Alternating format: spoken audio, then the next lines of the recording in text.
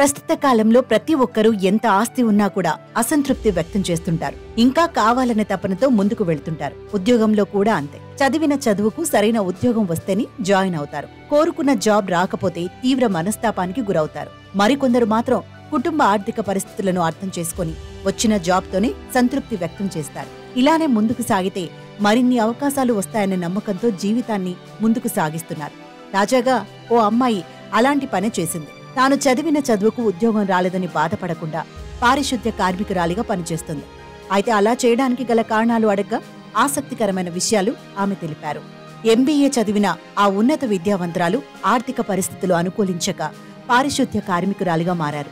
MBA చేసిన మానస భర్త auto డ్రైవర్గా పనిచేస్తున్నారు. హనుమకొండ జిల్లా ఐనవోలు మండలం వెంకటాపూర్కు చెందిన బొక్కల మానస డిగ్రీ 2వ సంవత్సరంలో ఉన్నప్పుడు తన చిన్ననాటి మిత్రుడు, దగ్గరి బంధువు మాదాసి దిలీప్ కుమార్ ను కుటుంబ సభ్యుల అంగీకారంతో ప్రేమ వివాహం చేసుకున్నారు. దిలీప్ కుమార్ ఎంబీఏ చేశారు. పెళ్లైన తర్వాత మానసతో ఎంబీఏ చదివించారు. 2016లో ఆమె ఎంబీఏ పూర్తి చేశారు. కానిస్టేబుల్ ఉద్యోగం సాధించేందుకు మానస కష్టపడిన ఒక్క మార్కు తేడాతో తప్పిపోయింది. ఈ క్రమంలోనే తన తండ్రి చనిపోయాడు. దీంతో తల్లికి చేదోడుగా దిలీప్ కుమార్ స్వగ్రామంలోనే ఉండిపోవాల్సి వచ్చింది. ఆ తర్వాత దిలీప్ కుమార్ మానసులకు కుమార్తె, కుమారుడు జన్మించారు. ఉద్యోగాలకు ప్రయత్నిస్తున్న క్రమంలో 3.5 ఏళ్ల కుమార్తె చనిపోవడంతో మానస కుంగుబాటుకు గురయ్యారు.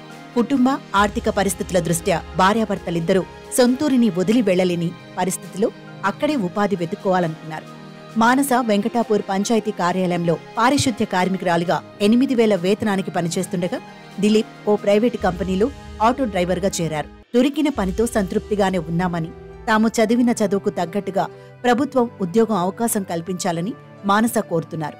చూశారా, ఎంతో మంది తమ చదువుకు తగ్గ ఉద్యోగం రాలేదని చిన్న పనులు చేయడానికి వెనకడుగు వేస్తుంటారు. నిజాయితీతో కూడిన ఏ చిన్న పని, ఏ ఉద్యోగమైనా గొప్పదేనని గుర్తించలేకపోతున్నారు.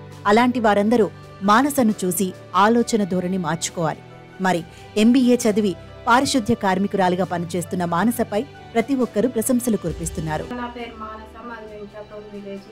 నేను స్లీపర్గా వర్క్ చేసుకుంటున్నా. మా అత్త డ్యూటీ నేను చేయడం జరుగుతుంది. నేను మా ఆయన కలిసి Saint Joseph college from Rampur sir, అది ఇద్దరం కలిసి ఎంబీఏ ఫినాన్షియల్, నాది ఎంబీఏ ఫినాన్షియల్ సార్, మా హస్బెండ్ ఎంబీఏ మార్కెటింగ్ సార్. ఇద్దరం పాస్ అయ్యాం సార్. సార్ కానిస్టేబుల్ కూడా నేను అప్లై చేశాను సార్. 2 మార్క్స్తో ఫెయిల్ అయ్యాను. గ్రూప్స్ 2 కూడా రాశాను సార్. గ్రూప్ రద్దు అయిపోయింది. ఈ ఆర్థిక పరిస్థితులతోనే నేను ఇక స్లీపర్ పని, మా అత్త డ్యూటీ నేను వెళ్తున్నా సార్.